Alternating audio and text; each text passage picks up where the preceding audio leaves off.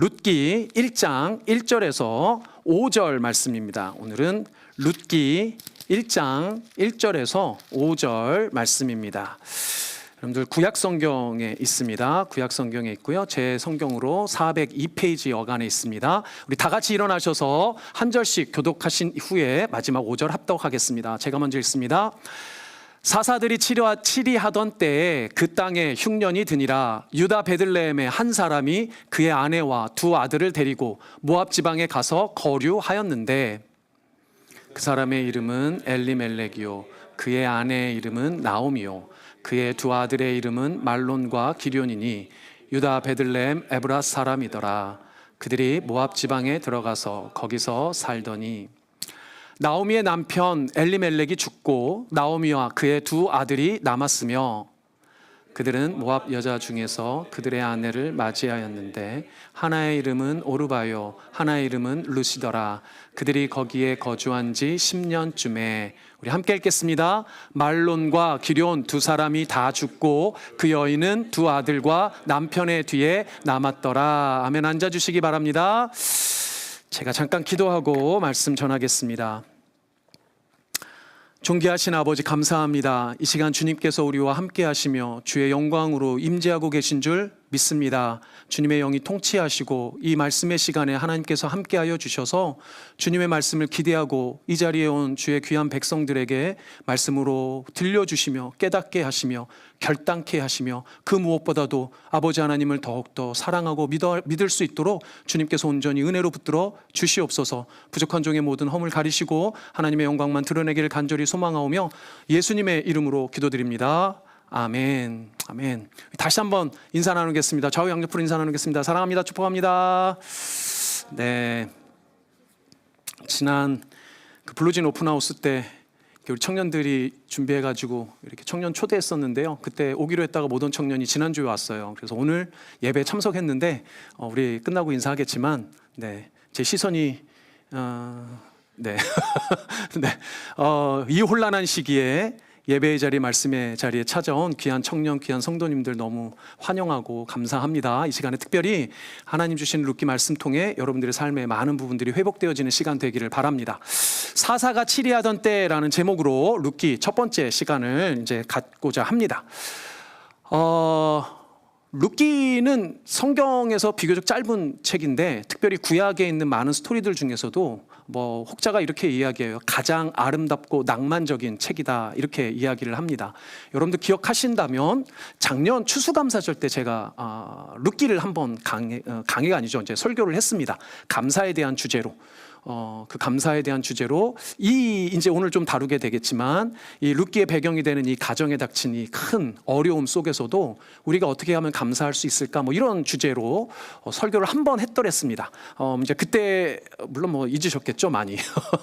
이제 이번에는 이제 한 편의 설교가 아니라 룻기를 처음부터 끝까지 좀 다루면서 우리가 룻기에서 누릴 수 있는 은혜를 좀 마음껏 누렸으면 좋겠습니다. 4장밖에는 안 되지만 사실은 대단히 중요한 메시지를 담고 있습니다.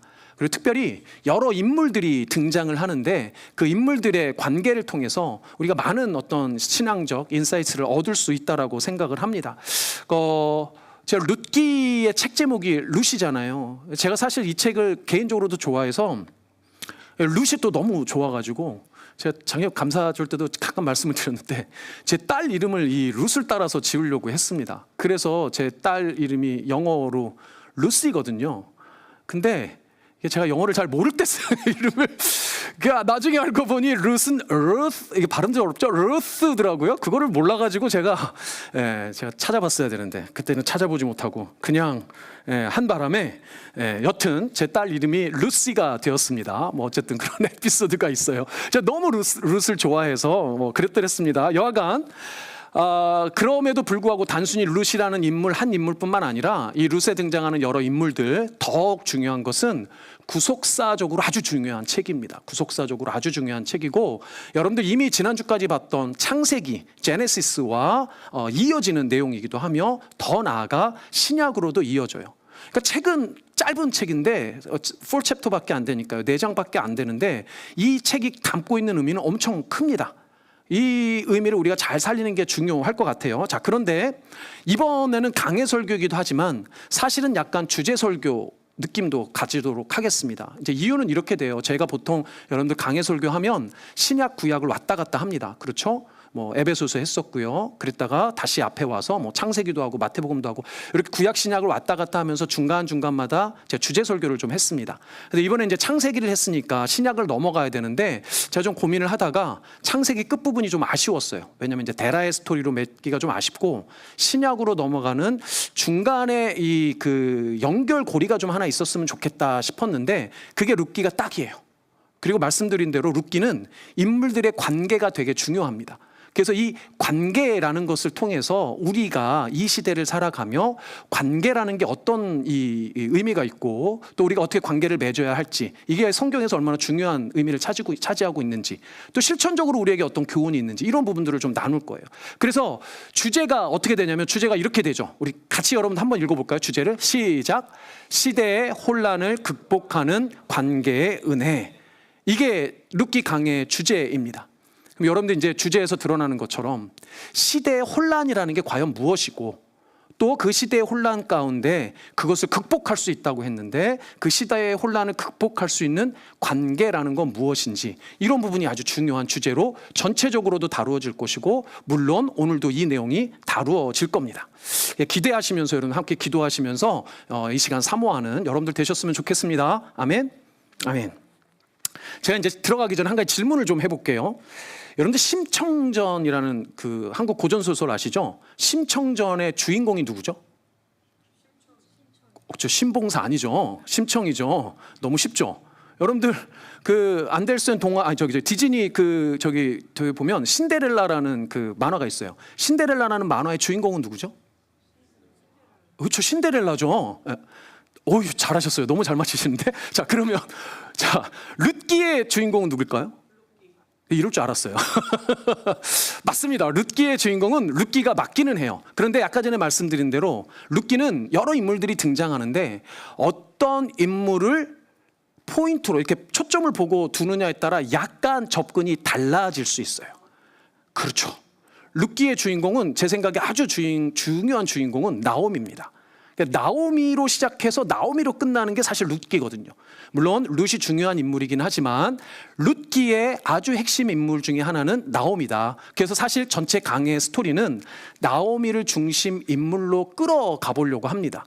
무슨 말인지 이해되셨죠? 여러분들도 이번 강의는 룻기지만 나오미를 중심으로 이끌어가는 강의다라고 이해하시면 아주 좋을 것 같아요.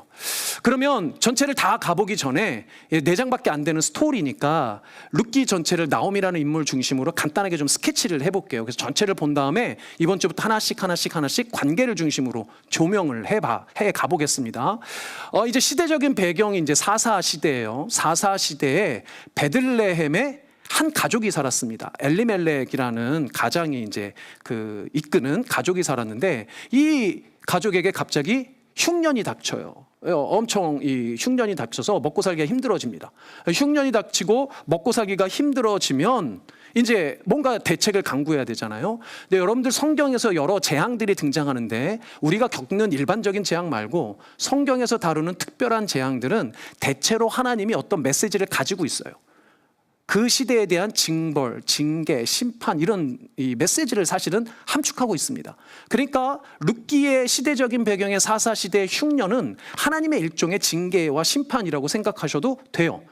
그러면 엘리멜렉이 그 흉년을 맞이했을 때 이 흉년에 대한 대처를 어떻게 해야 됩니까? 하나님께 물어봐야 되잖아요. 그런데 하나님께 묻지 않습니다. 그리고 어디로 가냐면 모압이라는 땅으로 이사를 해요. 모압 들어보셨죠?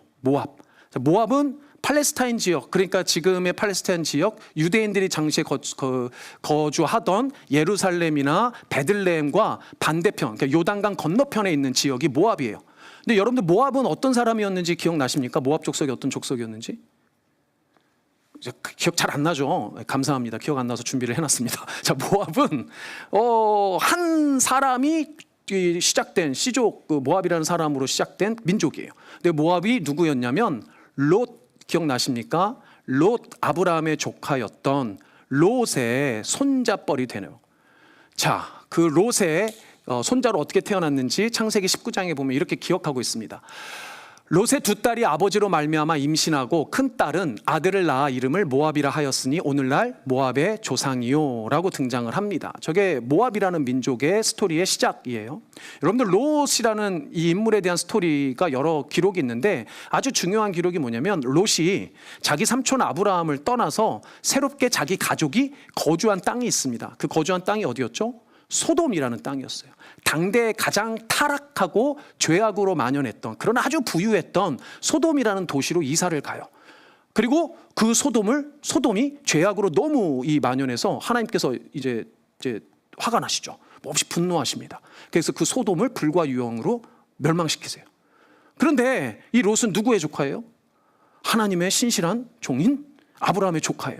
그래서 하나님께서 아브라함을 생각하셔서 롯의 가족을 탈출시키십니다. 근데 롯의 가족이 다 탈출을 할 때 하나님께서 뭐라고 명령하시냐면 절대로 뒤돌아보지 마라 이렇게 이야기를 하세요.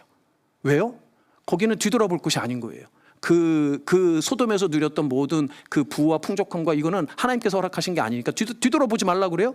근데 뒤돌아보지 말고 가라고 그랬는데 누가 뒤를 돌아봐요? 이 롯의 와이프가, 아내가 귀금속과 뭐 이런 모든 이 풍요로운 생각들이 기억이 나가지고 고개를 확 돌렸다가 뭐가 됩니까? 소금 기둥이 돼요. 그러니까 소금 기둥이 돼버리고 롯은 아내를 잃고 자기 두 딸과 함께 산으로 도망갑니다. 산으로 딱 도망갔는데 산에 이렇게 피신하여서 살고 있는데 이 롯의 두 딸이 가만히 앉아서 보니 남편을 맞을 길이 없는 거예요. 남편을 맞을 길이 없으니까 자기 자손들을 낳아야 되겠다라는 생각을 하는데 자손을 낳는 방법을 아주 발칙한 생각을 합니다. 무슨 생각을 해요? 자기의 아버지인 롯에게 술을 먹이고 취하게 한 다음에 이 롯 자기 아버지를 통해서 씨를 얻으려고 합니다. 그래서 실제로 이 두 딸이 자기 아버지와 동침을 하고 낳은 아들들이 있는데 그 첫째 딸이 낳은 아들이 누구예요? 모압이에요. 모압.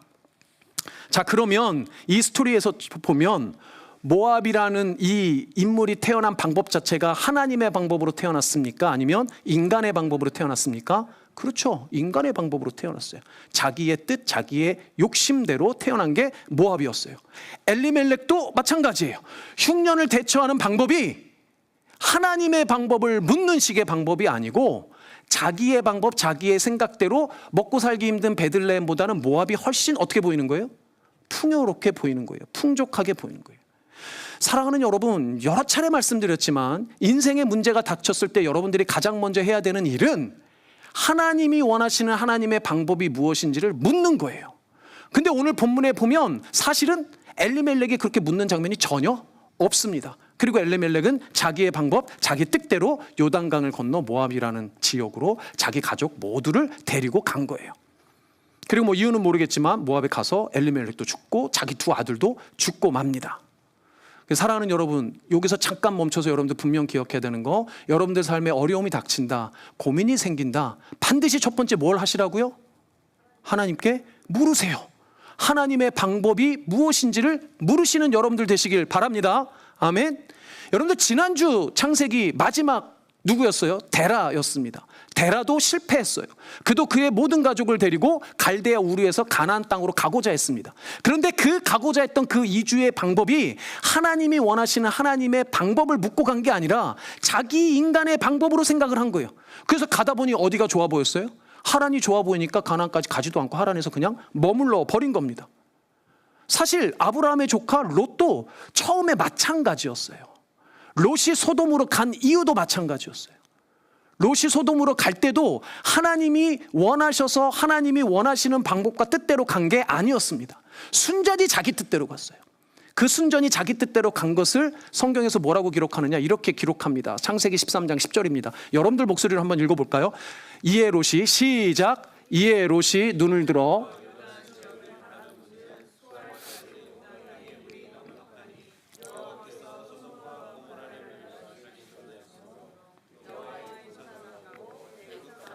같았더라. 아멘. 자, 저기서 뭐라고 말합니까? 롯이 자기 스스로 자기의 눈을 들어 자기의 눈으로 봅니다. 그렇죠? 자기가 주인이에요. 자기가 주어예요. 자기가 눈을 들어 자기가 봅니다. 그리고 그 땅이 뭐라고 생각하는 거예요? 여호와의 동산 같고 애굽 땅과 같았더라. 여러분들 착각하면 안 됩니다. 여호와의 동산이 아니에요. 애굽이 아닙니다. 자기 눈에 보니까, 자기 판단과 자기 기준에 보니까 여호와의 동산 같은 거예요. like. 애굽 같은 거예요. like. 자기 기준, 자기 판단, 자기 눈에 그렇게 보이는 겁니다. 그래서 저 지역으로 이주한 거예요. 롯도 자기 뜻, 자기 기준, 인간의 방법으로 행동을 했어요. 앞에 데라도 자기 뜻, 자기 방법, 인간의 방법대로 행동을 했어요. 오늘 본문에 등장하는 엘리멜렉도 마찬가지입니다. 엘리멜렉도 그가 실패했던 가장 큰 이유는 흉년을 두고, 그 어려움을 두고 하나님께 묻지 않고 기도하지 않고 자기 뜻대로, 자기 눈에 보이는 대로 모압으로 이주한 거예요. 사실 오늘 이 부분이 대단히 큰 주제인데 이 부분은 조금 이따가 다시 한번 보도록 하겠습니다. 이제 스케치하는 중이니까 계속 스케치 해보겠습니다. 자, 그래서 이주를 했는데 엘리멜렉도 죽었어요. 아들들도 죽었어요. 누구만 남아요? 와이프만 남았어요. 이 와이프 이름이 나오미예요. 나오미 혼자 남았습니다. 근데 이게 또 아이러니가 생겼어요. 가족이 남편 죽고 애들 죽었는데 애들이 그냥 죽었으면 좋은데 또 가가지고 장가를 갔네. 그래서 아들 둘 다 장가를 갔어요. 그러니까 아들들 다 장가를 갔으면 누가 생긴 거예요? 며느리들이 생겼어요. 며느리가 둘이나 생겼어요. 그러니까 자기 남편도 죽었는데 자기 아들들도 죽는 바람에 자기도 과부가 됐고 며느리들도 뭐가 됐어요? 과부가 됐어요. 3명이나 과부가 생겼어요. 성경은 보통 셋 그러면 좋은 숫자거든요. 삼위일체 뭐 이런 것처럼. 근데 과부 혼자도 참 딱한데 과부가 셋이나 모였으니까 얼마나 이 처지가 딱합니까? 그 가운데 나오미가 이제 베들레헴으로 다시 돌아오기로 마음을 먹어요. 근데 돌아오려고 했는데 이제 며느리들 다 두고 오려고 그랬더니 며느리 중에 하나가 따라온다고 하죠. 그 며느리 이름이 뭡니까? 롯이에요. 롯이 아니에요. 롯입니다. 헷갈리시면 안 됩니다. 아까 전에 아브라함 조카의 이름은 롯. 지금 오늘 여기는 룻이에요. 어쨌든 자, 룻을 데리고 이제 베들레헴으로 와요. 베들레헴으로 돌아오니 나오미의 신세가 얼마나 딱해요. 자기 혼자도 아니고 혹까지 붙이고 왔는데 이 며느리도 사실은 과부고 이 딱한 처지를 베들레헴 사람들이 다 봅니다. 근데 그 가운데 긍휼한 마음을 가진 한 인물이 나타났어요. 그 인물의 이름이 뭡니까? 보아스예요. 보아스. 보아스는 베들레헴에서도 상당한 이 부를 가지고 있었고 능력도 가지고 있었는데 게다가 마음도 아주 좋은 사람이었어요. 이 보아스를 만나서 나오미와 룻이 사실은 희망을 발견하게 됩니다. 그리고 보아스가 이 나오미와 룻의 가정을 거두게 되죠. 이 거두는 과정 가운데 보아스를 성경이 뭐라고 표현하냐면 기업 물을 자라는 단어로 표현을 해요. 그래서 그 기업 물을 자로 모든 나오미 가정에 있는 재산권, 상속권을 대신 받아서 처리를 해줍니다. 자기가 꿀떡했다는 의미가 아니고 그거를 이 나오미와 이 룻의 가정에 도움을 주는 거예요. 거기서 먹고 살 수 있도록 해주는 겁니다. 더 중요한 건 뭐예요? 보아스가 룻의 남편이 되어줘요. 남편이 되어줘서 자손을 낳습니다. 이게 아주 핵심이에요. 이 자손 아들의 이름이 뭡니까? 따라해 보겠습니다. 오벳이에요. 나중에 이제 나올 텐데 오벳입니다. 근데 오벳 이름도 낯선 이 오벳이 누구냐면 바로 다윗의 할아버지예요. 그리고 우리가 믿는 예수 그리스도는 누구의 혈통으로 오셨어요? 다윗의 혈통으로 오셨어요. 그래서 룻기는 창세기에서부터 시작되는 이 스토리가 우리의 구주 예수 그리스도가 오심까지 이어지는 구속사적으로 아주 중요한 내용을 담고 있다는 거예요. 너무 많은 내용을 담고 있어서 이 내용을 앞으로 한 5번에 나누어 가지고 함께 다뤄보도록 하겠습니다. 이제 조금 전체 그림은 이제 이해하시겠죠? 여러 인물들이 등장하는데 이 인물들의 관계들을 통해서 우리가 하나님께서 우리에게 이 시대를 살아가는 관계의 힘이 무엇인지를 같이 좀 찾아가 보도록 하겠습니다. 자, 이제 오늘 본문을 조금 볼게요. 오늘 본문 1절을 보니까 이렇게 시작합니다. 사사들이 치리하던 때에 그 땅에 흉년이 드니라. 유다 베들레헴의 한 사람이 그의 아내와 두 아들을 데리고 모압 지방에 가서 거류하였는데, 자, 여러분들이 모든 성경을 이해할 때, 특별히 책을 한 권씩 한 권씩 볼 때마다 제가 제일 처음에 뭘 하냐면 그 책의 배경을 말씀을 드려요. 근데 이 배경이 대단히 중요합니다. 특별히 그 책이 시작할 때 그 책 스스로 밝히는 배경이 있다면 더 중요해요. 근데 룻기는 그 배경을 뭐라고 이야기를 하냐면 사사들이 치리하던 때라고 배경을 이야기해 줍니다. 이게 대단히 중요합니다. 여러분들 순서상으로도 여러분들 성경에 룻기의 바로 앞에 책이 뭐냐면 사사기예요.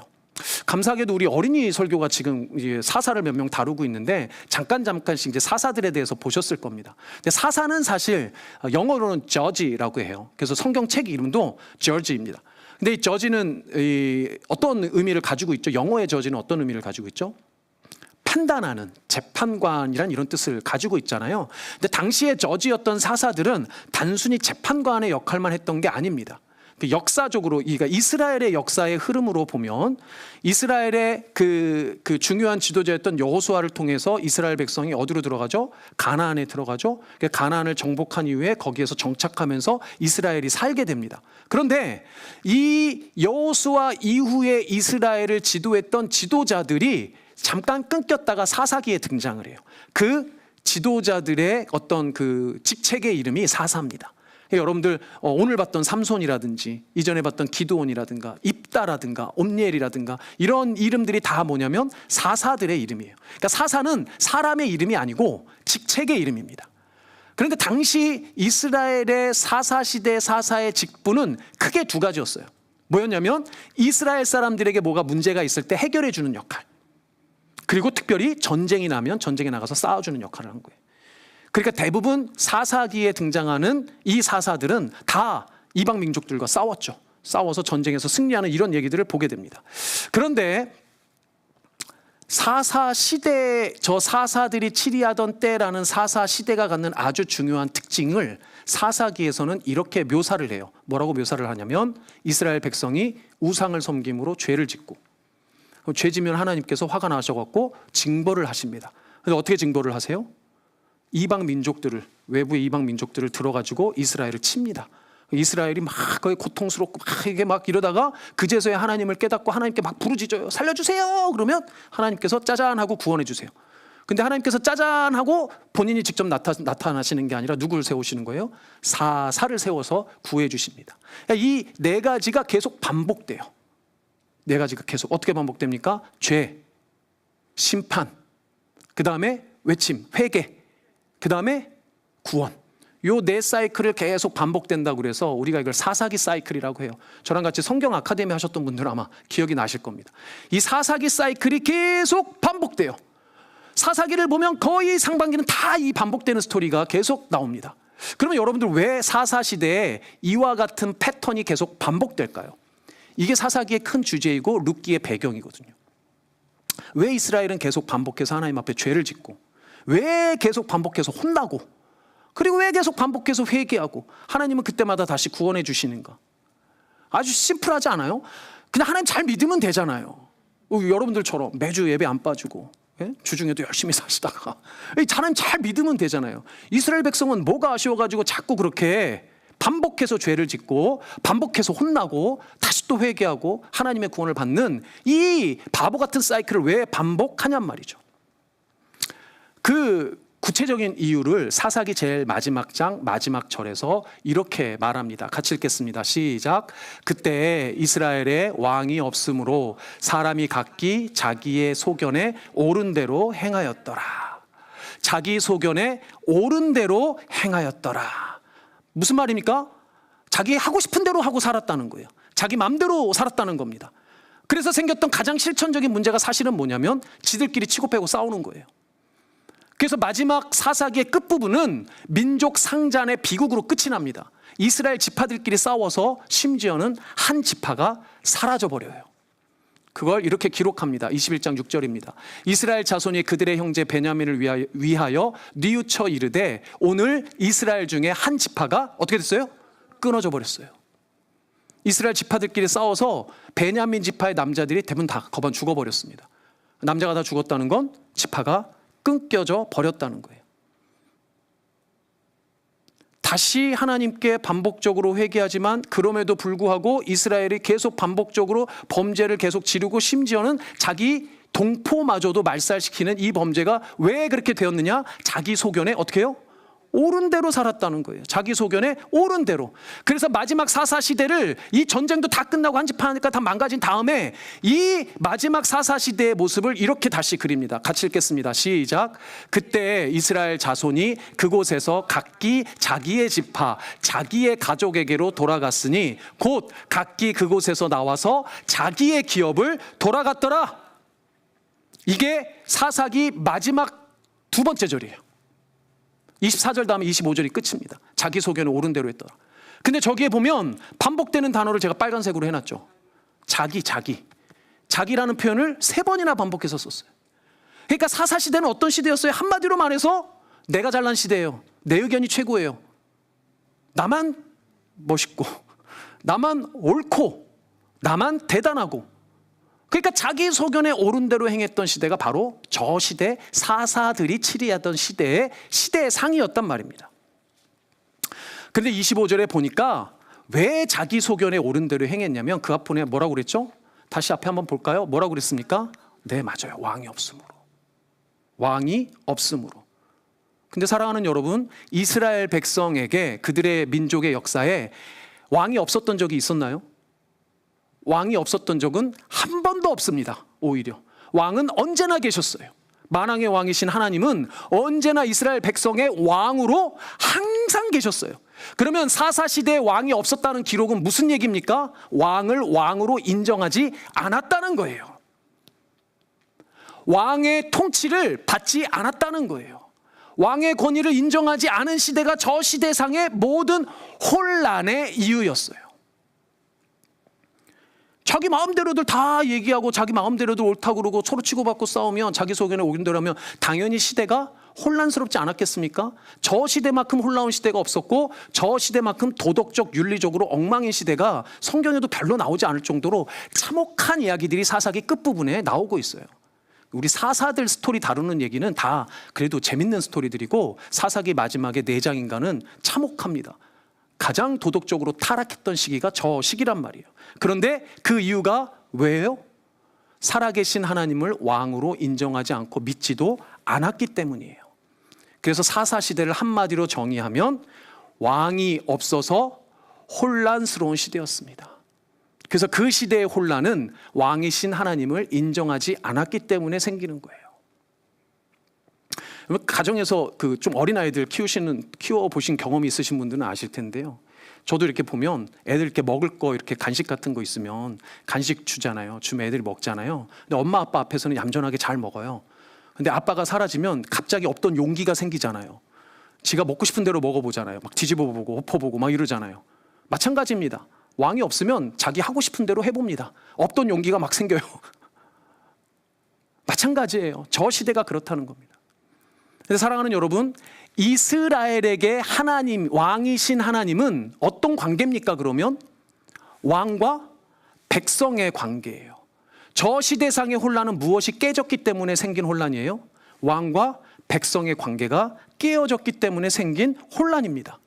이것을 다른 말로 표현하면 극심한 영적 침체기예요.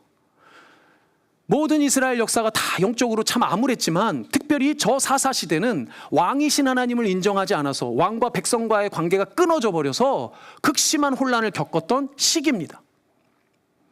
이 사사시대에 살았던 나오미의 가정이 그 모습을 고스란히 보여주고 있어요. 어떻게 고스란히 보여줄까요? 나오미의 남편 저 집안의 가장의 이름이 뭐였다고요? 엘리멜렉. 엘리멜렉의 뜻이 뭘까요? 이 히브리어의 뜻은 하나님이 왕이시다예요. 엘이 하나님이고 멜렉은 왕입니다.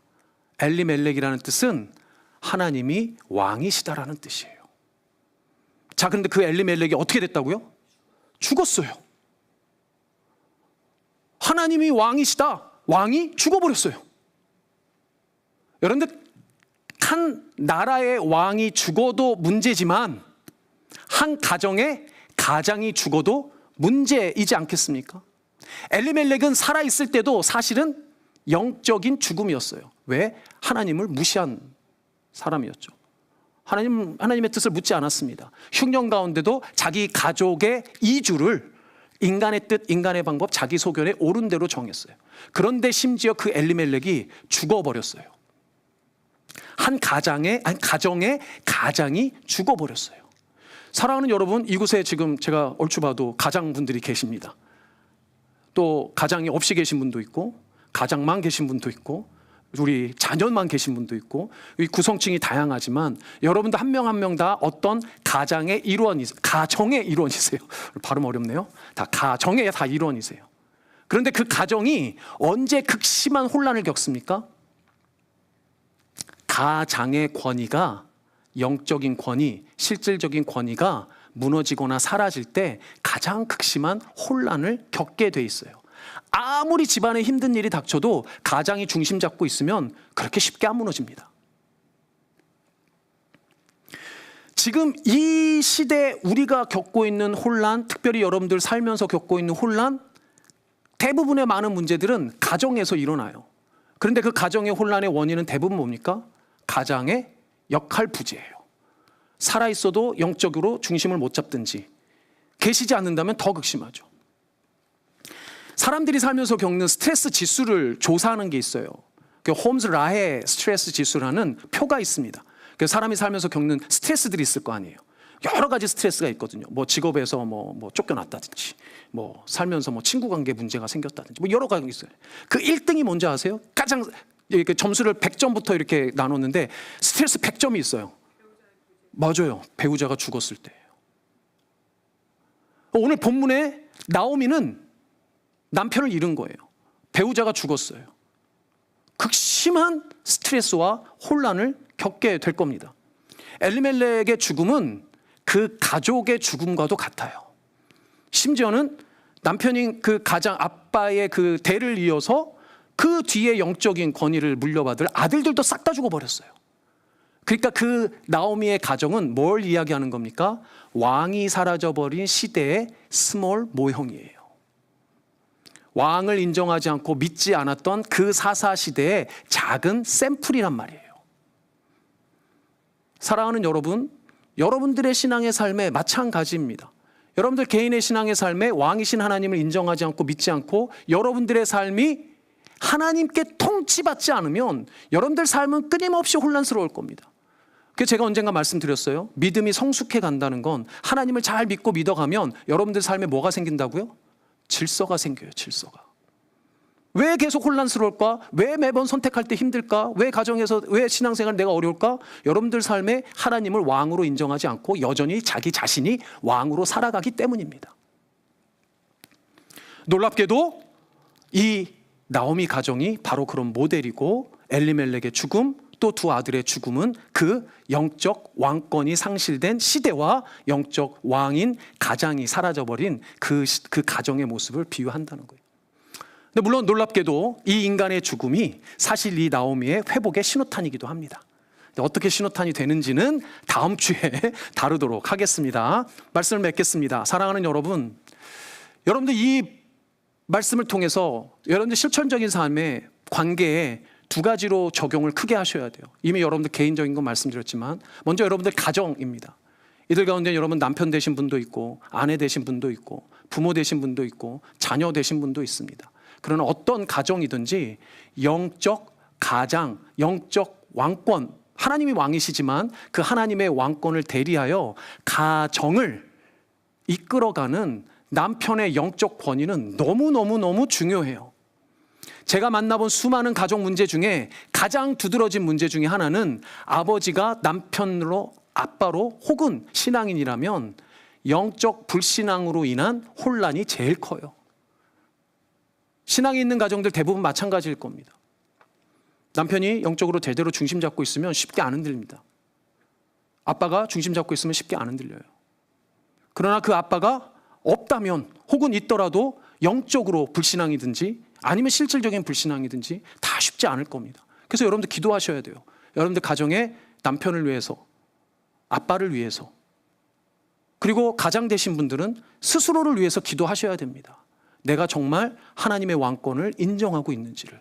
그리고 그 하나님의 왕권을 물어보며 하나님께 뜻을 물어보며 자신의 가정을 이끌어가고 있는지를 물어보셔야 돼요. 가장이 먼저 하나님과 온전한 왕 백성의 관계가 아니라면, 여러분들 가정의 가장이 하나님과 왕 백성의 관계가 아니라면 그 가정은 어려움을 겪을 수밖에 없다는 거예요. 사랑하는 여러분, 축복하기를 여러분들의 모든 가정의 가장분들이 다 영적으로 하나님 앞에 온전히 세움받는 가정 되시기를 주님의 이름으로 축복합니다. 아멘. 두 번째, 교회도 마찬가지입니다. 우리는 교회의 주인이 예수님이라는 걸 너무나도 잘 알고 있어요. 교회를 통치하시는 분은 예수님이세요. 그런데 보이지 않는다고 예수님의 왕권을 인정하지 않습니다. 내 소견에 옳은 대로 하고 내가 옳은 대로 이야기하고 내가 옳은 대로 하다 보면 교회도 마찬가지입니다. 극심한 혼란을 겪을 수밖에 없다는 거예요. 이런 가정, 이런 교회의 문제를 해결할 수 있는 유일한 방법이 뭐냐? 하나님의 왕권을 되살려 모든 내 삶의 자리, 내 영역에 하나님의 왕권을 인정하고 믿고 그 왕권의 통치를 받는 거예요. 그래서 아브라함 카이퍼라는 신학자를 예전에 한번 말씀드렸습니다. 네덜란드의 수상이기도 했어요. 네덜란드의 대통령이기도 했어요. 말하자면 그 네덜란드의 대통령 수상이면서도 우리 그 네덜란드에서 개혁파 신학, 신칼비니즘의 그 시초라고도 말합니다. 그 아브라함 카이퍼가 없어져 버렸네요. 아이고야. 제가 읽어드릴게요. 어디로 갔는지 모르겠네. 아브라함 카이퍼 사진이 있는데 아주 뭐 근엄한 사진이 있는데 제가 읽어드릴게요. 세상 모든 영역 가운데 그리스도가 주인이 아닌 영역은 단 한 곳도 없다. 다시요. 세상 모든 영역 가운데 그리스도가 주인, 왕이 아닌 영역은 단 한 곳도 없다. 그래서 그의 책 이름이 뭐냐면 그리스도로 왕이 되게 하라예요. 바로 왕이신 그 하나님의 왕권을 다시 인정하고 왕이신 하나님과의 관계 회복이 여러분들 가운데 온전히 이루어져야 여러분들 가정에 영적인 빛이 있고 소망이 있는 줄 믿습니다. 사랑하는 여러분, 우리 성도님들의 가정마다, 여러분들 개인마다, 또 우리 교회에도 하나님 아버지의 그 왕권, 예수 그리스도의 왕권이 온전히 살아나고 회복되고 통치되어지는 그 은혜가 있기를, 그래서 혼란은 가고 질서가 다시 잡히며 소망으로 평안으로 살아가는 여러분들 되시기를 주님의 이름으로 축복합니다. 아멘. 우리 같이 찬양하겠습니다. 우리 아까 전에 했었던 주를 위한 이곳에라는 찬양하겠습니다. 여러분들 이 시대에 참된 예배자 찾는 게 너무 어렵습니다. 이 지역만이 아니라 전 세계적으로 진짜 예배자 찾는 거 너무 어려워요. 여러분들 이 시간에 이 자리에 온 거 하나님께서 찾으시는 그 한 예배자로 오신 줄 믿고 왕이신 하나님의 백성으로 예배자로 다시 한번 확신하시는 이 시간 되었으면 좋겠습니다. 우리 찬양하겠습니다. 여러분들 마음에 다시 한번 되돌리고 여러분들 하나님 왕으로 인정하지 않았던 그 시간이 있었다면 회개하는 마음으로 이 찬양 주 앞에 나아갔으면 좋겠습니다. 주를 위한 이곳에, 주를 위한 이곳에 예배하는 자들 중에 그가 찾는 이 없어 주님께서 슬퍼하시네. 주님이 찾으시는,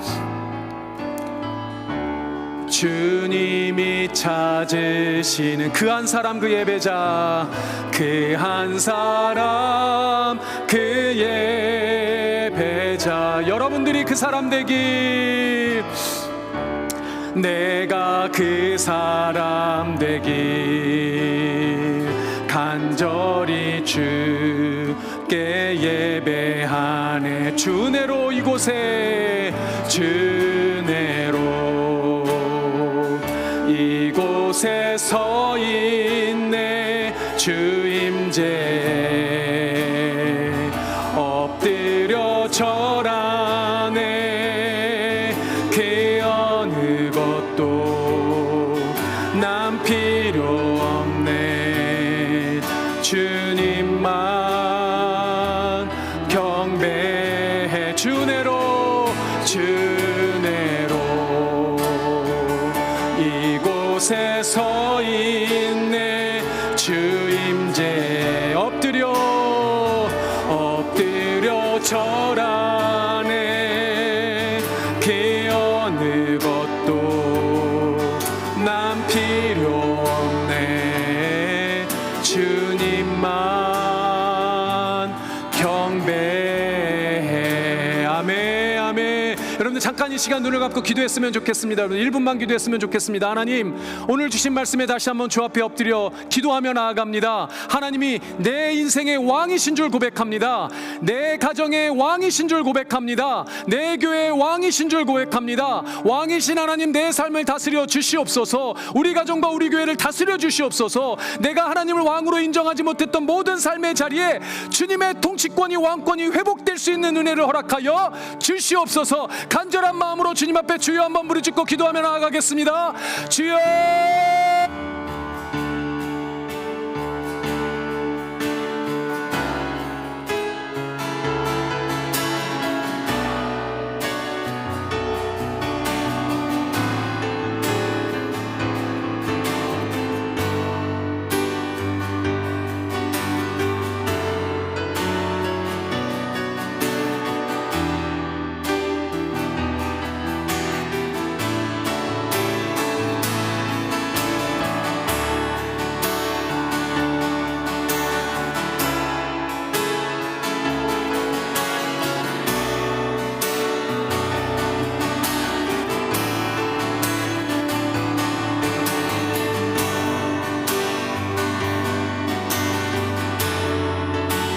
주님 도와주시옵소서. 아멘. 주님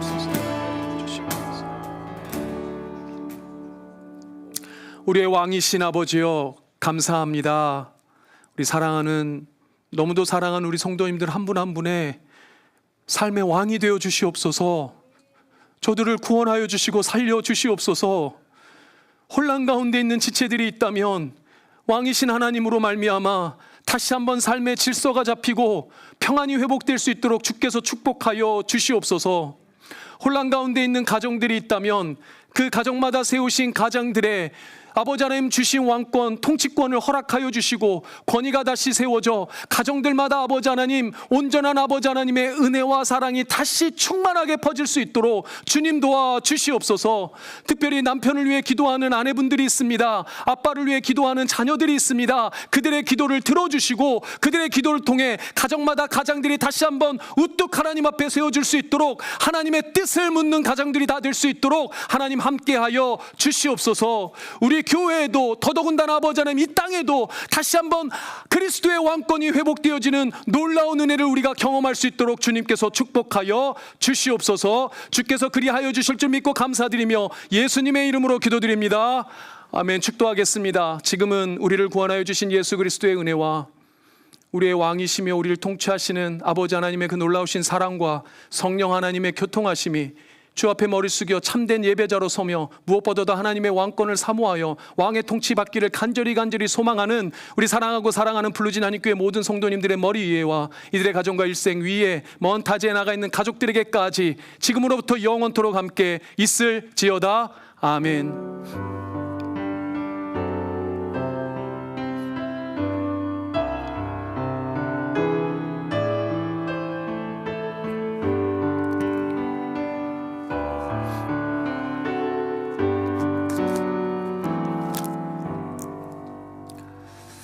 네, 감사합니다.